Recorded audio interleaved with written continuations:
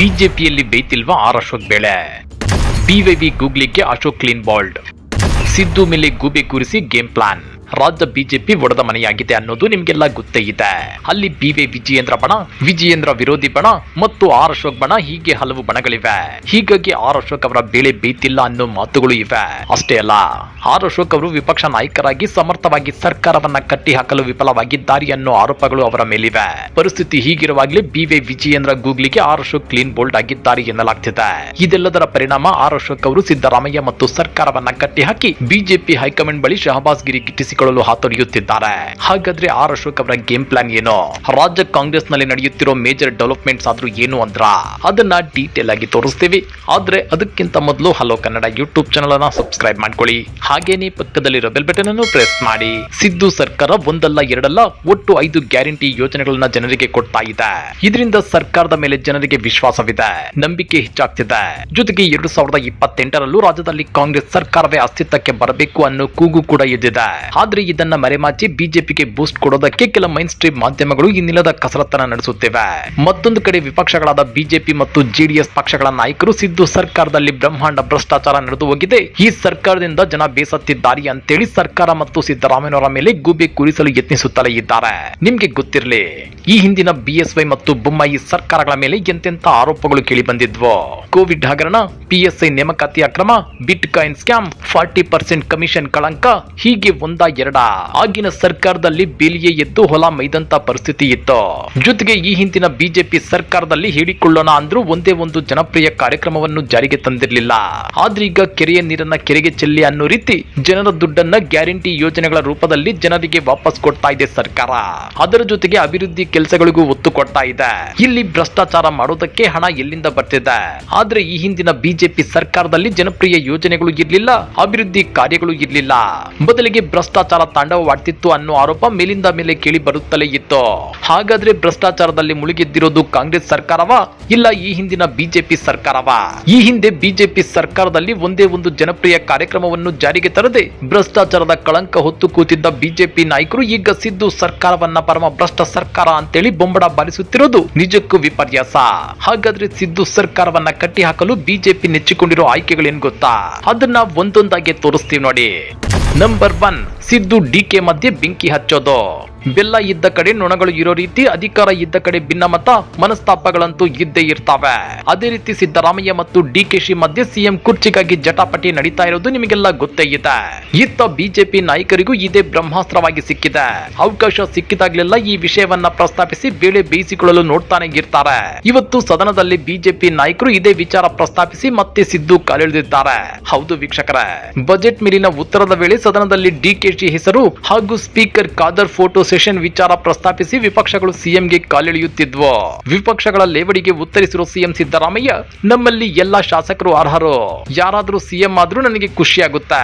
High command ಎಲ್ಲಿಯವರೆಗೆ ಇರು ಅಂತಾರೋ ಅಲ್ಲಿಯವರೆಗೂ ಖಾದರ್ ಸ್ಪೀಕರ್ ಆಗಿರುತ್ತಾರೆ. ವಿಪಕ್ಷಗಳು ಏನೇ ಕಿತಾಪತಿ ಮಾಡಿದ್ರು ಖಾದರ್ ಮನ್ನಣೆ ಕೊಡಲ್ಲ. ಅವರು ಸಚಿವರಾಗೋದಾದ್ರೆ ಸಂತೋಷವೇ, ಕನಸು ಎಲ್ಲರಿಗೂ ಇದೆ. ಅಶೋಕ್ಗೂ ಸಿಎಂ ಆಗೋ ಕನಸಿದೆ, ಆದ್ರೆ ಅದಕ್ಕೆ ಬಿವೈ ವಿಜಯೇಂದ್ರ ಅವಕಾಶ ಕೊಡಲ್ಲ. ಅಶೋಕ್ ಸಿಎಂ ಆದ್ರೂ ಸಂತೋಷನೇ, ಬೆಲ್ಲದ್ದಾದ್ರೂ ಸಂತೋಷನೇ ಅಂತ ಹೇಳಿದ್ದಾರೆ. ಈ ವೇಳೆ ಬಿಜೆಪಿ ಶಾಸಕ ವಿ ಸುನಿಲ್ ಕುಮಾರ್ ಮಾತನಾಡಿ, ಡಿಕೆಶಿ ಸಿಎಂ ಆದ್ರೂ ಖುಷಿ ಅಂತ ಹೇಳಿ ಸರ್ ನೋಡೋಣ ಅಂತ ಸವಾಲ್ ಹಾಕಿದ್ರು. ಇದಕ್ಕೆ ಉತ್ತರ ಕೊಟ್ಟ ಸಿಎಂ, ನೋಡಪ್ಪ, ಹೈಕಮಾಂಡ್ ತೀರ್ಮಾನ ಮಾಡೋವರೆಗೂ ನಾನೇ ಸಿಎಂ, ನಮ್ಮಲ್ಲಿ ಯಾರು ಸಿಎಂ ಆದ್ರೂ ಖುಷಿನೇ.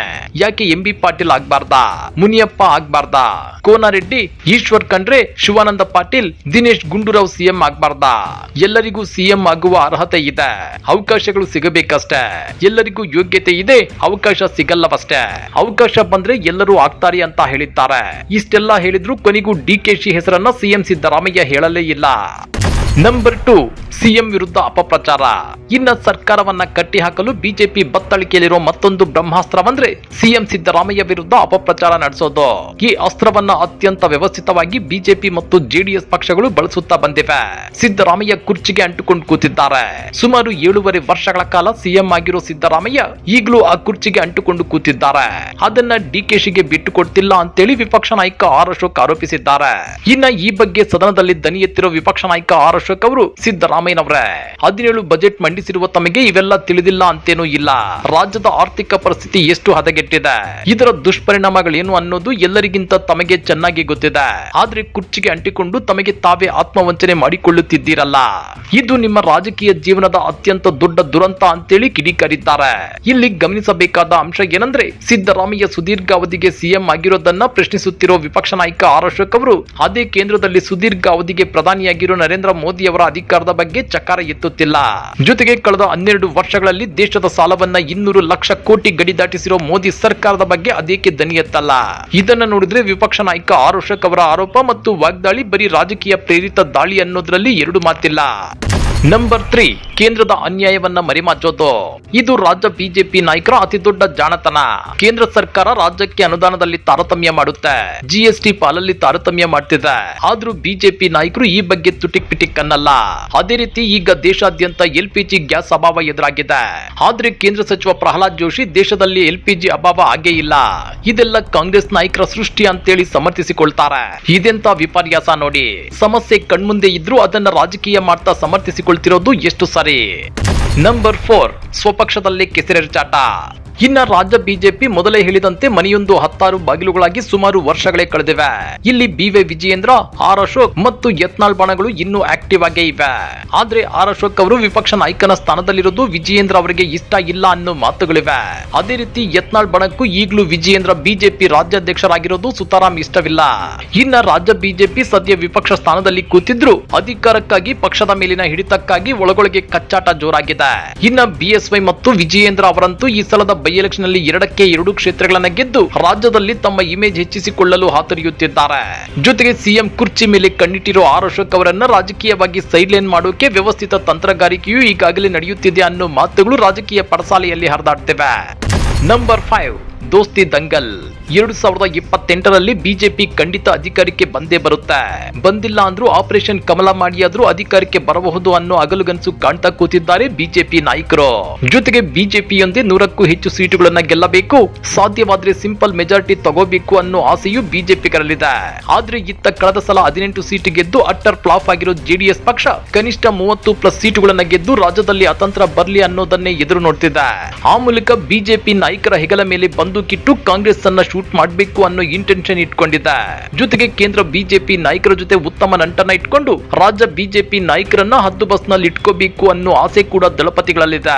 ಹಾಗಾದ್ರೆ 2019ರಿಂದ 2023ರವರೆಗೂ ಭ್ರಷ್ಟಾಚಾರ ಕಳಂಕ ಅಂಟಿಸಿಕೊಂಡು ಅಧಿಕಾರ ಕಳೆದುಕೊಂಡ ರಾಜ್ಯ ಬಿಜೆಪಿ ನಾಯಕರು ಈಗ 2028ರಲ್ಲಿ ಅದ್ಯಾವ ನೈತಿಕತೆಯ ಮೇಲೆ ಅಧಿಕಾರಕ್ಕೆ ಬರೋದಕ್ಕೆ ಹಾತೊರೆಯುತ್ತಿದ್ದಾರೆ. ಸ್ವಪಕ್ಷದೊಳಗಿನ ಈ ಜಟಾಪಟಿ ಕಿತ್ತಾಟಗಳ ಮಧ್ಯೆ 2028ರಲ್ಲಿ ಬಿಜೆಪಿ ಜೆಡಿಎಸ್ ದೋಸ್ತಿ ಸರ್ಕಾರ ಅಸ್ತಿತ್ವಕ್ಕೆ ಬರುತ್ತಾ? ಅದಕ್ಕೆ ಸಿದ್ದು ಡಿಕೆಶಿ ನಡುವಿನ ಮುಸ್ಕಿನ ಗುದ್ದಾಟ ನಿಜಕ್ಕೂ ಅವಕಾಶ ಮಾಡಿಕೊಡುತ್ತಾ? ಕಮೆಂಟ್ ಮಾಡಿ, ವಿಡಿಯೋ ಲೈಕ್ ಮಾಡಿ, ಶೇರ್ ಮಾಡಿ. ಇಂಥ ಮತ್ತಷ್ಟು ರೋಚಕ ರಾಜಕೀಯ ಸುದ್ದಿಗಳನ್ನ ಮಿಸ್ ಮಾಡದೆ ನೋಡ್ಬೇಕು ಅಂದ್ರೆ ಹಲೋ ಕನ್ನಡ ಯೂಟ್ಯೂಬ್ ಚಾನೆಲ್ ಅನ್ನ ಸಬ್ಸ್ಕ್ರೈಬ್ ಮಾಡ್ಕೊಳ್ಳಿ.